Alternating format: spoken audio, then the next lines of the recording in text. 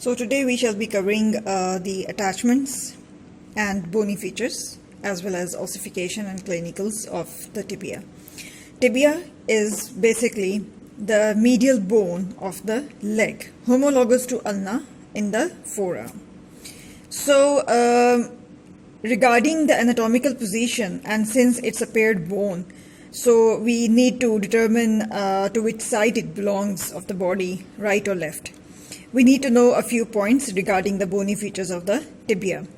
So since it's a long bone, so obviously it is going to have two ends with a shaft. This is the upper end and this is the lower end.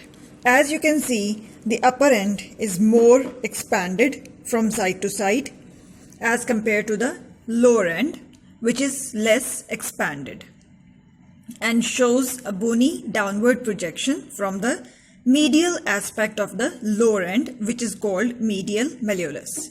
So in order to hold the bone in the anatomical position, you must know the difference between the upper end, which is expanded from side to side and is in the form of two condyles, right and left. And the lower end is less expanded than the upper end, and it shows a medial downward bony projection called medial malleolus. Secondly, for holding the bone in the anatomical position, you must know the anterior border and tibial tuberosity. So here, just the anterior limit of the upper end is the tibial tuberosity. So here we have the tibial tuberosity. This is palpable in the living beings since it's subcutaneous. And just below the tibial tuberosity starts the very sharp bony margin of the shaft of the tibia, which is called the anterior border. If you rotate the bone in order to face the posterior side or posterior aspect of the bone, you will not see either the tibial tuberosity or the sharp anterior border, but rather you will see a soleal line, an oblique line, right? And above the soleal line, you will see the triangular posterior surface and rest of the posterior surface just under the soleal line.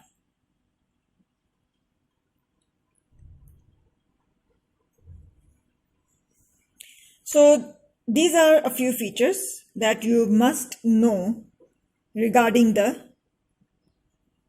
how to hold the bone in the anatomical position.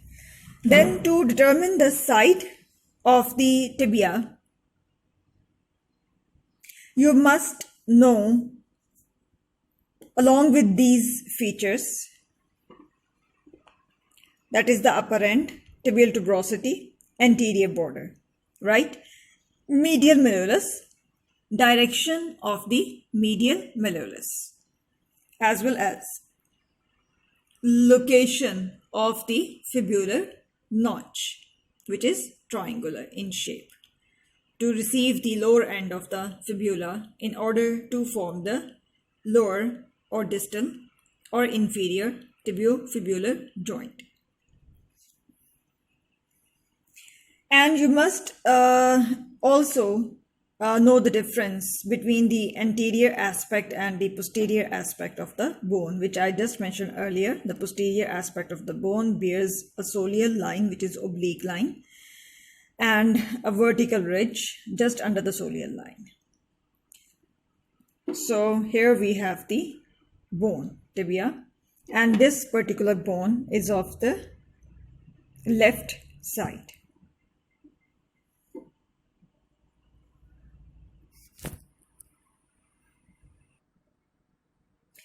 Bony features of the upper end include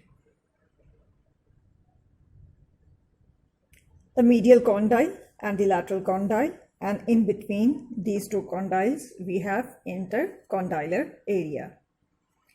The medial condyle in its anterior aspect exhibits various vascular foramina. A few of these vascular foramina you can appreciate in this bone. Over the posterior aspect of the bone, we have a groove for the attachments. On the superior surface of the medial condyle of the tibia, the peripheral part of this superior surface is flattened, whereas its central concave part is rather oval in shape.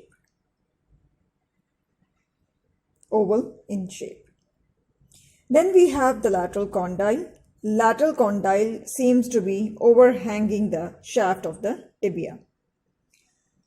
In its anterior aspect, it exhibits a flattened impression, again for the attachments.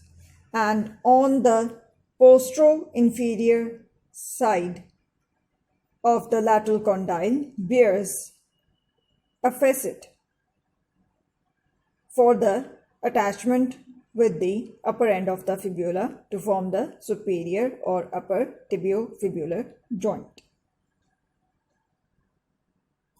Its superior surface is flattened in the periphery, but in the center it is circularly concave.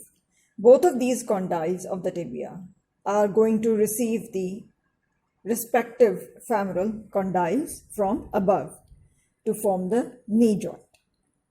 In between these two condyles of the tibia, we have intercondylar area.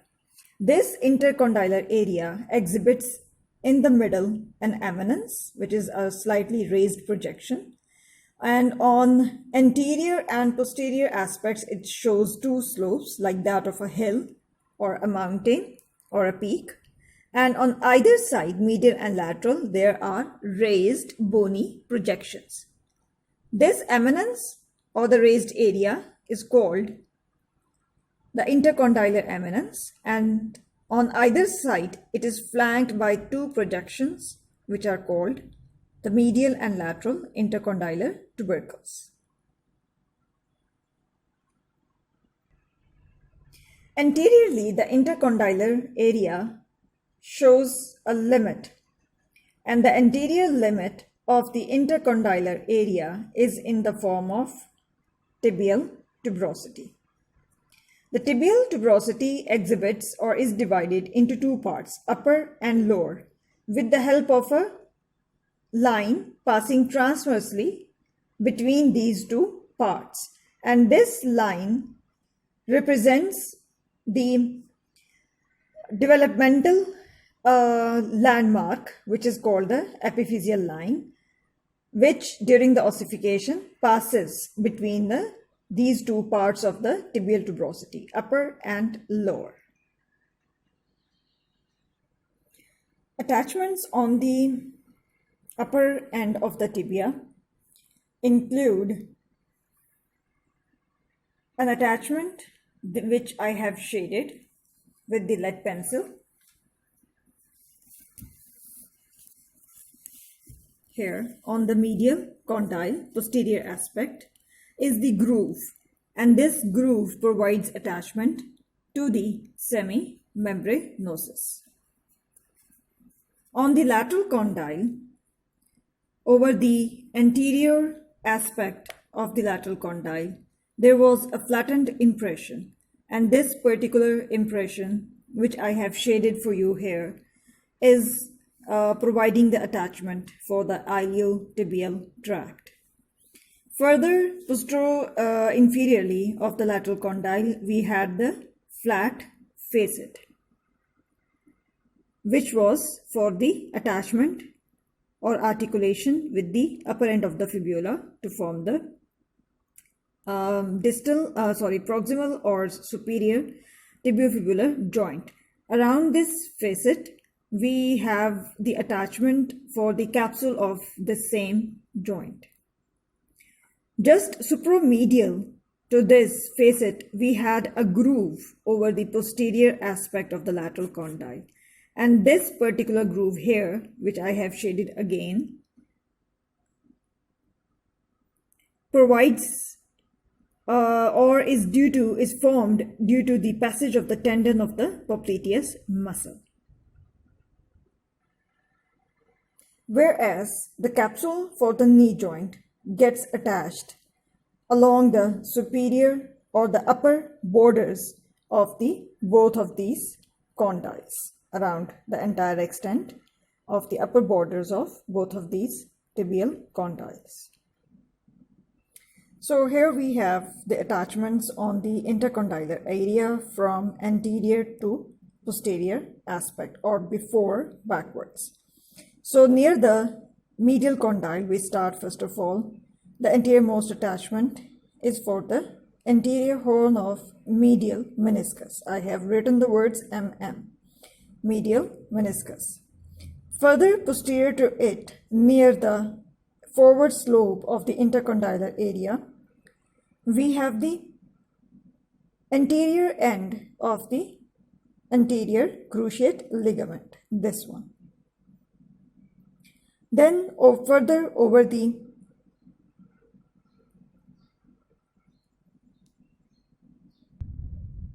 So this is the intercondylar eminence, and in front to intercondylar eminence, we have the anterior end of the lateral meniscus. And over the posterior slope of the intercondylar eminence, we have the posterior end of the lateral meniscus. Then there is a depression just behind the medial intercondylar tubercle at its base. In this depression is attached the posterior horn of the medial meniscus. And the posterior most attachment on the intercondylar area is that of the posterior cruciate ligament, this one.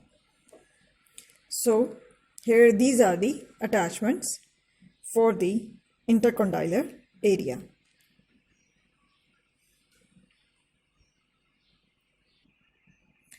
Regarding the bony features of the shaft of the shaft of the tibia has 3 borders and 3 surfaces. The borders include anterior border and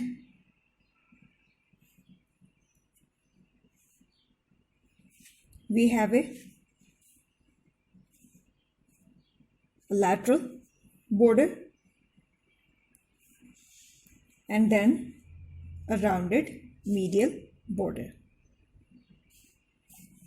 The anterior border is almost much more sharper and thinner than rest of the other borders.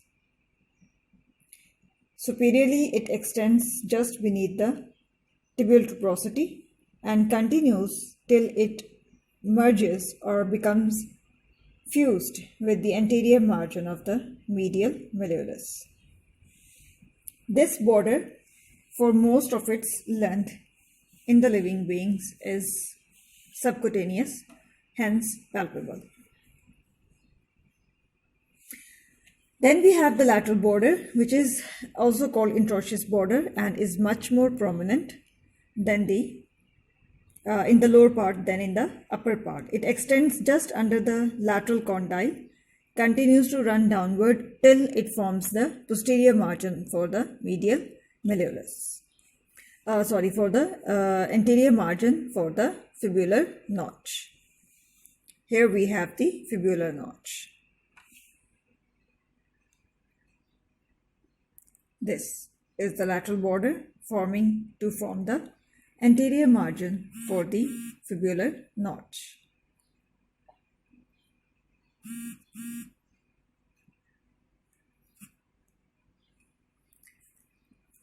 Then the medial border is rounded for most of its length. Above it begins just under the medial condyle, continues to run down till it forms the posterior margin for the medial malleolus. Surfaces of the shaft, we have 3 surfaces. The surface that lies between the anterior border and the lateral border is called lateral surface, this one. The surface that lies between the anterior border and the medial border is called medial surface, which is subcutaneous like the anterior border. And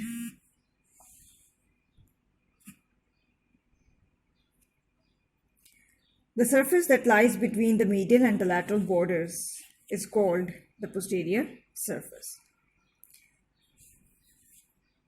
The other two surfaces are less conspicuous in their bony landmarks, but the posterior surface has few important bony landmarks.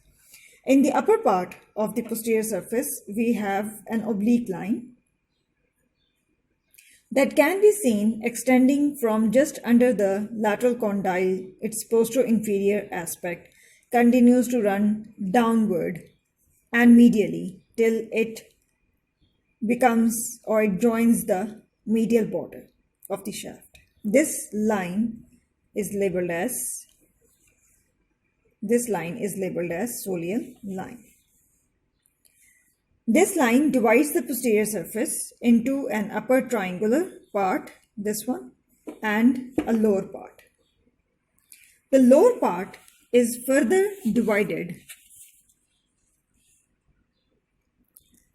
with the help of a vertical line that begins just under the soleal line and divides the rest of the lower posterior surface into two parts, a medial part,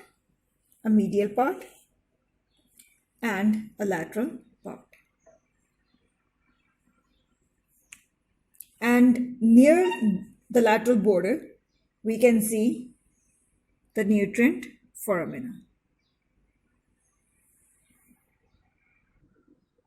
Regarding the attachment on the tibial tuberosity, the upper part of the tibial tuberosity, which is supposed to be rougher part, provides attachment to the ligamentum patelli, whereas the lower roughened part, smoother part,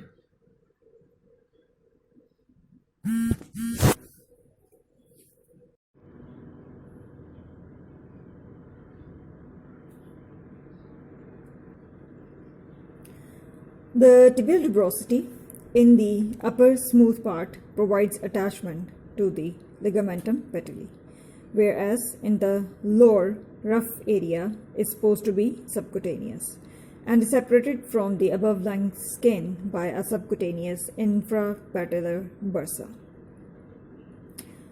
Attachments on the shaft, starting with the attachment on the medial surface.